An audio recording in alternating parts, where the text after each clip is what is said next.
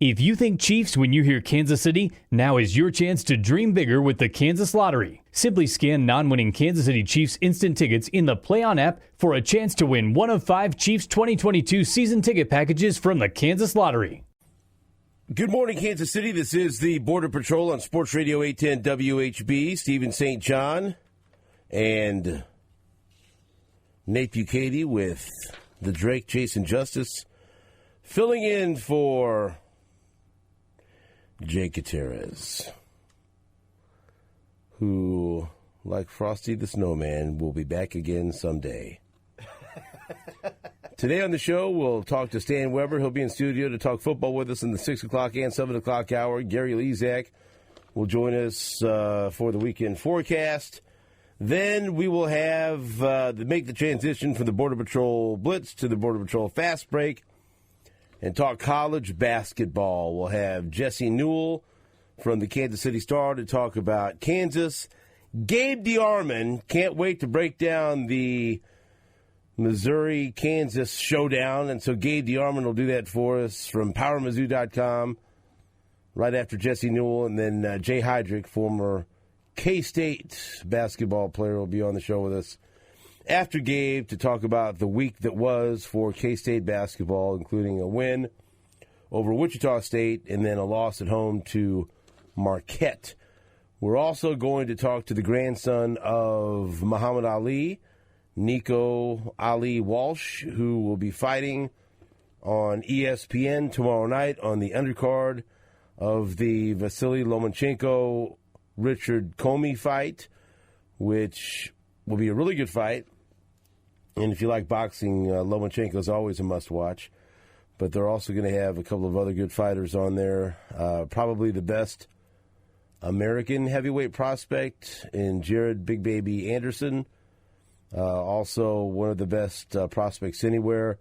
A young Puerto Rican fighter that's very exciting to watch named Xander Zayas. And Nico Ali Walsh. And he's fighting a gentleman by the name of Ray Sanchez out of Topeka, who was trained by Craig Cummings and Damon Reed, and I think Craig's going to be there with him at the fight in his corner at Madison Square Garden. And so that's going to be a fun show.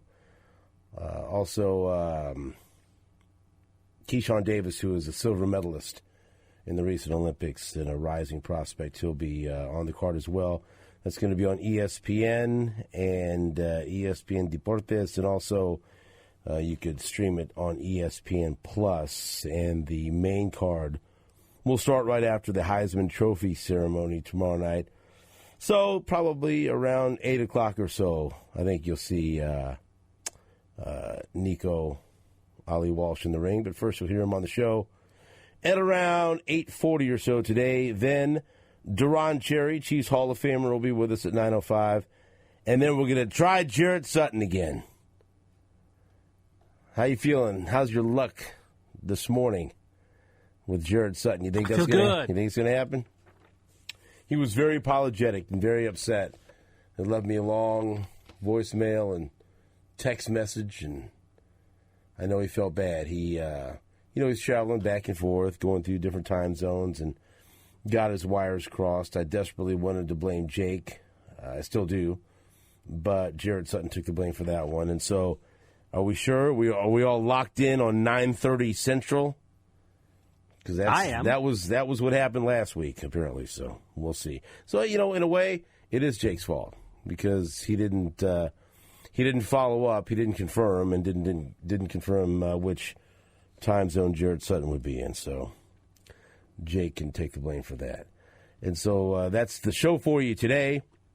We'll talk a lot about the Chiefs and the Raiders in another big game out at Arrowhead Stadium. Feels like if the Chiefs can win this game, then that will perhaps end the Raiders' reasonable hopes to make the playoffs, and that would be wonderful. And it would set up a tremendous matchup, maybe the biggest game of the regular season when the Chiefs take on the Chargers coming up on Thursday Night Football. So make sure that hopefully the Chiefs aren't looking ahead past that game. How can you look past the the Raiders, considering what happened the last time the Raiders were in Kansas City. They won at Arrowhead Stadium, and they took a victory lap on their bus. And I think their season went straight to hell after that last year, including the Chiefs going up and getting revenge in Las Vegas the game after that. And so very difficult to look past a team that celebrated like that and one of your arch rivals and knowing that you could put a big turd on their playoff hopes with a win on Sunday. And so Chiefs and Raiders, we'll talk more about that as the show goes on. Last night, man, that turned from a stinker of a game that I think a lot of people may have turned off at halftime to a wild second half where the Vikings almost blew a 23-0 lead that they had at halftime. It was 23-0 at halftime. Ben Roethlisberger looked, he could not have looked worse in the first half, and the Pittsburgh offense did nothing in the first half.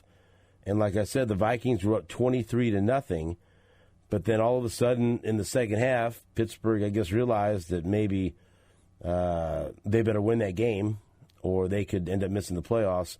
They did not win the game. Furious comeback ends up including 21 points in the fourth quarter, not enough, as the Vikings beat the Steelers 36-28. And so now, for the Pittsburgh Steelers, they fall to 500, 6-1. The Vikings move up to 6-7. Both teams are still in the playoff picture. But again, this just is another example of how every week is unpredictable. You had Minnesota last week losing to the worst team in the league, the Detroit Lions, and you had the Pittsburgh Steelers last week beating the team that had the number one seed in the AFC in the Baltimore Ravens, and then this week the Steelers find themselves in a 23-0 hole and end up losing 36-28 on Thursday Night Football. And so, Nate, this wild roller coaster of following the Steelers, the team that you picked in the division, as just days after they made you feel good about your selection, the Steelers have saved the best for last. They beat the Ravens. Then they, I don't know what they did on Thursday Night Football. I don't know what that first half was called. That was brutal. Brutal. I'd said yesterday on the show that one thing we do know is this game's going to come down to the wire because that's all the Vikings do is play games that come down to the wire with, it seems like the other team having the ball with a chance to tie or win the game at the end every time. And it didn't look that way at halftime, did it? I did. I turned the game off. We watched an episode of Curb Your Enthusiasm on demand. Well, it was 23-0 at halftime, and then the Vikings got a field goal to start. So it was 26-0 into the third quarter. Yeah. Watched an episode of Curb Your Enthusiasm, flipped the game back on. It was into the fourth quarter at that point, and it was starting to become a game, and so I watched the rest of it, and it came down to the wire, just like it always does with the Vikings, but this time they didn't lose. My favorite moment was Chase Claypool celebrating a first down catch with 30 seconds to go and the clock running. That's a big catch. It's exciting. It is. And then his center tried to come up and take the ball from him, and they ended up knocking it away from each other, and it rolled all the way down the field, and it cost him a good 5 seconds, probably an extra play. That was just, you're like, what? Sometimes the situational awareness from some of the guys in these games, you just shake your head. You're a professional. You've been doing this for a while. It's an emotional game. A first down's a big deal. Yes, yeah, I guess so. The clock's also a big deal when you got 30 seconds left and no timeouts and the clock is running. But maybe he thought it was like college and the clock stops for the first down. Right. Well, that's... I say that, but there are players that have no concept of what the overtime rules are in the NFL. You could tie? So who knows? Right. You get 2 feet down? Maybe Claypool's like, why does the clock keep going? I just got a first down. Won't it stop until we get lined up? Yeah, maybe. Whatever his thought process was, it was poor. But not that they would have. I mean, they would have had one more play. It's not like it's a guarantee, but still, that cost your team. But look, they got the ball down to the 12-yard line and had one play from the 12 to at least have a chance to tie the game. They couldn't do it, but if you'd have I mean, if you'd have told me at 26-0 in the third quarter, hey, Pittsburgh was going to have the ball in their hands inside the 20 with a chance to at least tie the game, no way. Would have thought you were crazy. Right. As bad as Pittsburgh's offense had looked. Yeah, Roethlisberger ends up throwing for 308 yards and 3 touchdowns in the game. At halftime, if you had asked somebody, I don't know how many yards he had at halftime, they did nothing. It looked terrible. But you can't erase the first half. No. You know, he was terrible in the first half, and he's not been good this year, and that's what's holding him back. It's one of the main things holding them back is him. Well, for sure. He can't move. You know, he's... And for a team now, we could say it, and I think we should all. It feels like everyone tiptoes around this and doesn't want to say it because they're afraid they're going to jinx it. No, the Chiefs have a good defense, and for a team that has an excellent pass rush, and early on you couldn't say that at all, right? But now when you have a damn good pass rush off the edge from Melvin Ingram and Frank Clark and Chris Jones blowing up the middle for a stationary target. A guy that can't move around, Ben Roethlisberger, I think the Chiefs will feast on him when they come to Arrowhead Stadium. I agree. So that's what I saw last night. I think so, too.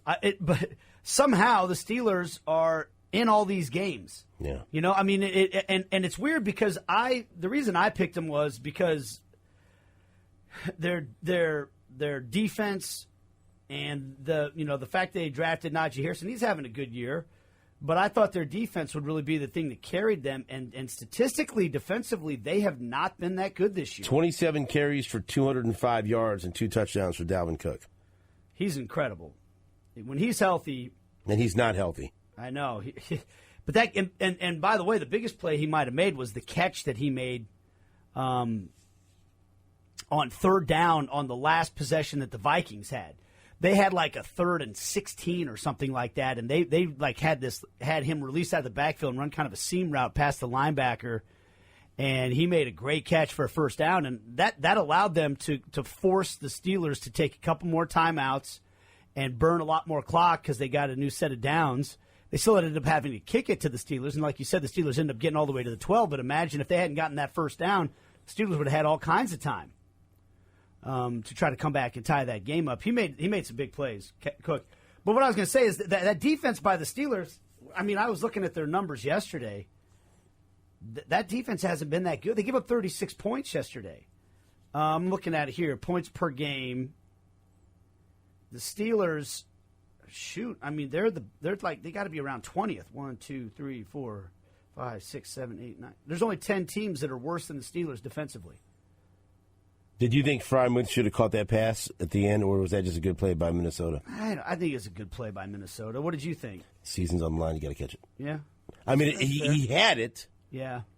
It was jarred loose, but I mean, that play, that catch, or that not making that catch, I mean, it was a good throw. Mm-hmm. It was right there. I mean, he had three defenders around him. It would have been a difficult, but I think maybe any NFL receiver will tell you if you have both hands on it, you should catch it. He got hit, came loose, but we very well could, at the end of the season, be talking about how maybe that not catching that or not winning this game keeps him out of the playoffs. That's how thin the margin of error is. I thought he should have caught it because I had to start him last night for the competitive breaks because Darren Waller's questionable. And you can't, you got to make your decision now. Mm-hmm. I can't wait till game time like the Raiders are. And Freiermuth did have a touchdown earlier. But, boy, 2 touchdowns from your backup tight end would have been something else.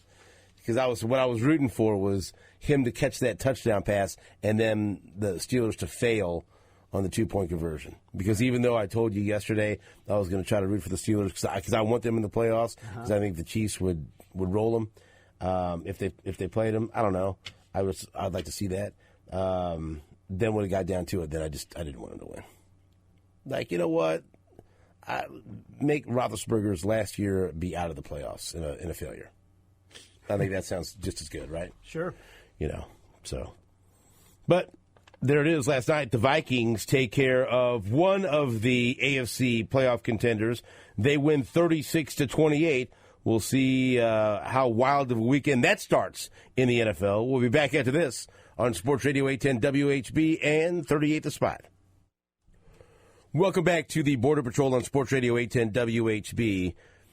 One of the most important acquisitions that we've seen in season in the NFL this year has been the Chiefs acquiring Melvin Ingram for a 6th-round pick from the Pittsburgh Steelers that we saw last night lose to the Minnesota Vikings. And this was a guy that visited with the Chiefs, and I thought he would be the perfect fit, and I campaigned for the Chiefs to sign him. And if you remember, I was very angry when they did not sign him. And then he ends up going to Pittsburgh for what I thought was a very reasonable deal. He signed for less than I thought he would. But then he was not a good fit in Pittsburgh. And they decided he wanted to go, and they decided they wanted him to go. And there was talk that immediately one of the first teams to contact the Steelers about Melvin Ingram was the Chiefs.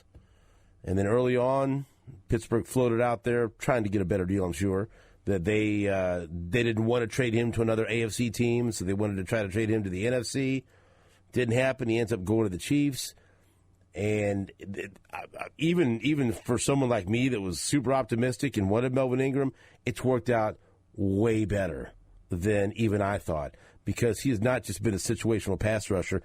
He's been really good against the run. He's played more snaps than I thought. He's injected life and energy, and it's going to be honest with you, a little touch of violence. He's a mean streak. He's played angry, and that Steve Spagnuolo yesterday said that he's played angry, and he's brought an attitude to the defensive line, to the defense. And so Melvin Ingram spoke with the media yesterday. I'd like to listen to Melvin Ingram because I think he's been a very important addition for the Kansas City Chiefs, and one of the reasons why the defense is playing so well. Here's Melvin Ingram yesterday with the media. So it's what you've been able to do on the field. Just being me. No, Steve Spagnuolo, he meant that in a complimentary form. He mentioned that you play angry. Where does that come from when you hit the field, and how do you go about channeling that? It's an angry game. It's a physical game. I just go out and it's a legal way to be violent. What do you think your presence along the line has meant for the production of a guy like Chris Jones, who has an opportunity to play a little bit more on the inside with your presence there? I don't know. Chris gonna make plays no matter where he at. I don't think he need my presence. He one of the good ones in this league, so he gonna make plays no matter what. How's it been in meeting rooms and being his teammate? What is the? No, it's been great. It's been great, man. We have fun. We make it fun, and that's the best thing about football. If you have fun with it, then it's so easy to succeed in it. Let's talk about some of the wisdom you have for take on some of the other players. Could you share some of, how you've been influencing some of the players, some of the younger players on the team?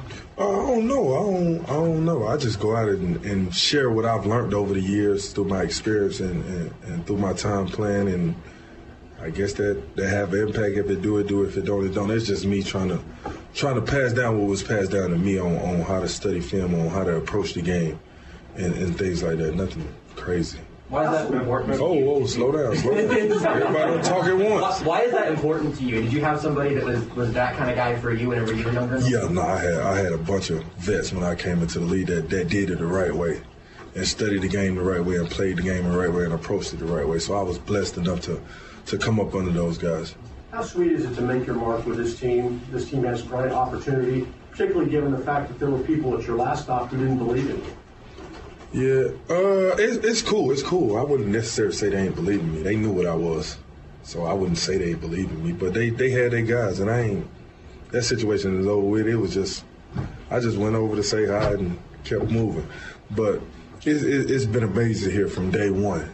Like they embraced me with open arms and just let me come in and be me. Well, you started off the season, wearing number 8. You moved to number 24. Of course, you said it's with a late Kobe Bryant, Mamba mentality. How much of that mentality is still fueling you, each and every day? No, it's still fueling me. It's still fueling me every single day because that mentality is a way of life. It ain't just a football mentality. It's a way of life. It's how you approach everyday life. It's how you approach your business. It's how you approach your family, your kids, everything. So it is still fueling me every single day. Melvin, you mentioned the impact of veterans with Josh's question. I just was wondering if you could share some of the names that. Eric Weddle, Sean Phillips, Takeo Spikes, Jared Johnson. It's a lot to name. I grew up Dwight Freeney. It's a lot of them. So just being behind those guys and being able to take a little piece of everything from them. Antonio Gates, it's Phillip Rivers. Like, it was, I came up with a lot of great ones.